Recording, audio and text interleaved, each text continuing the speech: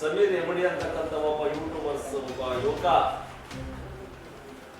ಒಂದು ಪತ್ತೇದಾರಿ ಸಾಹಿತ್ಯದ ತರ ಒಂದು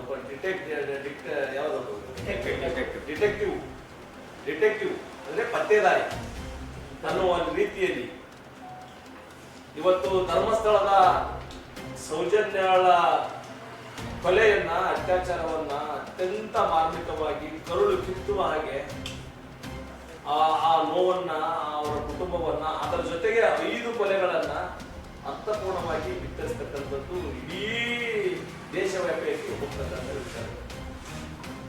ಅವ್ರು ಮಾಡಿದ್ದು ಅವ್ರು ಸರಿಯೋ ತಪ್ಪೋ ಅನ್ನೋದಕ್ಕಿಂತ ಮುಂಚೆ, ಅವ್ರು ಹೇಳುದೆಲ್ಲನೂ ಸರಿ ಅನ್ನೋದಕ್ಕಿಂತ ಮುಂಚೆ ಪ್ರಜ್ಞಾವಂತರಾಗಿ ಕಾನೂನು ಸುವ್ಯವಸ್ಥೆಯನ್ನ ಕಾಪಾಡುವಂತರಾಗಿ ಅದನ್ನು ಮೊದಲು ಸ್ವೀಕಾರ ಮಾಡಬೇಕು. ಹೇಳಿರ್ತಕ್ಕಂಥ ಹೇಳಿಕೆಯನ್ನ ಸರ್ಕಾರ ಸ್ವೀಕಾರ ಮಾಡಬೇಕು.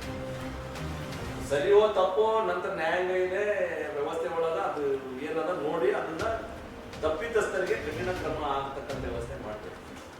ಅದನ್ನ ಬಿಟ್ಟು ಒಂದು ಅನ್ಯಾಯವನ್ನ ಹೆಕ್ಕಿ ಹೊರಗೆ ತಂದಿರ್ತಕ್ಕಂಥ ವ್ಯಕ್ತಿ ಸಮೀರ್ ಎಮಡಿ ಅಂತಕ್ಕಂಥವ್ರಿಗೆ ಅವ್ರ ಮೇಲೆ ಜೀವ ಭಯ ಬೆದರಿಕೆ ಹಾಕ್ತಕ್ಕಂಥದ್ದಾಗಿರ್ಬೋದು, ಅಥವಾ ಅವ್ರ ಮೇಲೆ FIR ಮಾಡ್ತಕ್ಕಂಥದ್ದಾಗಿರ್ಬೋದು, ಯಾವ ನಾಗರಿಕ ಸಮಾಜ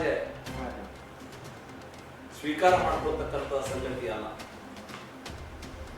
ಒಬ್ಬ ಪ್ರಜಾಪ್ರಭುತ್ವ ವ್ಯವಸ್ಥೆಯಲ್ಲಿ ನಮಗೆ ವಾಕ್ ಸ್ವಾತಂತ್ರ್ಯ ಇದೆ, ನಮಗೆ ಪತ್ರಿಕಾ ಸ್ವಾತಂತ್ರ್ಯ ಇದೆ. ಆ ಪತ್ರಿಕಾ ಸ್ವಾತಂತ್ರ್ಯವನ್ನ, ವಾಕ್ ಸ್ವಾತಂತ್ರ್ಯವನ್ನ ಹತ್ತಿಕ್ಕತಕ್ಕಂಥ ಕೆಲಸ ಮಾಡಕೂಡದು ಯಾವುದೇ ಸರ್ಕಾರಗಳು ಅಂತ ಹೇಳಿ ಈ ವೇದಿಕೆ ಮೂಲಕ ನಾವು ಹೇಳಿ ಬಯಸ್ತಾ ಇದ್ದೀವಿ. ಯಾವುದೇ ಸಂದರ್ಭ ಬಂದರೂ ಕೂಡ ಸಮೀರ್ ಎಮಡಿ ಅವರಿಗೆ ನಾವು ಧೈರ್ಯದಿಂದ ಮಾತಾಡಿರ್ತಕ್ಕಂಥ ಕೆಚ್ಚೆದೆಯ ವ್ಯಕ್ತಿ ಸಮೀರ್ ಅವರಿಗೆ ನಾವು ಎಲ್ಲಾ ರೀತಿಯಿಂದ ನಾವು ಕಂಕಣಬದ್ಧರಾಗಿ ನಾವು ಸಪೋರ್ಟ್ ಆಗಿ ನಾವು ನಿಲ್ತೀವಿ ಅಂತಕ್ಕಂಥ ಮಾತು ಈ ವೇದಿಕೆ ಮೂಲಕ ನಾವು ಹೇಳಿಸ್ತಾ ಇದ್ದೀವಿ. ಅವನಿಗೆ, ಸಮೀರ್ ಎಮಡಿ ಅವರಿಗೆ ಸರ್ಕಾರ ಸೂಕ್ತ ರಕ್ಷಣೆ ನೀಡಬೇಕು. ಅವರಿಗೆ ಜೀವ ಭಯ ಕಾಡ್ತಾ ಇದೆ, ಆ ಜೀವ ಭಯವನ್ನ ಹೋಗ್ಲಾಡ್ತಕ್ಕಂಥ ವ್ಯವಸ್ಥೆಯಲ್ಲಿ ಸರ್ಕಾರ ಸೂಕ್ತ ರಕ್ಷಣೆ ನೀಡಬೇಕು ಅಂತಕ್ಕಂಥ ಆಗ್ರಹ ನಾವೆಲ್ಲರೂ ಕೂಡಿ ಮಾಡ್ತಾ ಇದ್ದೀವಿ ಅಂತಕ್ಕಂಥದ್ದು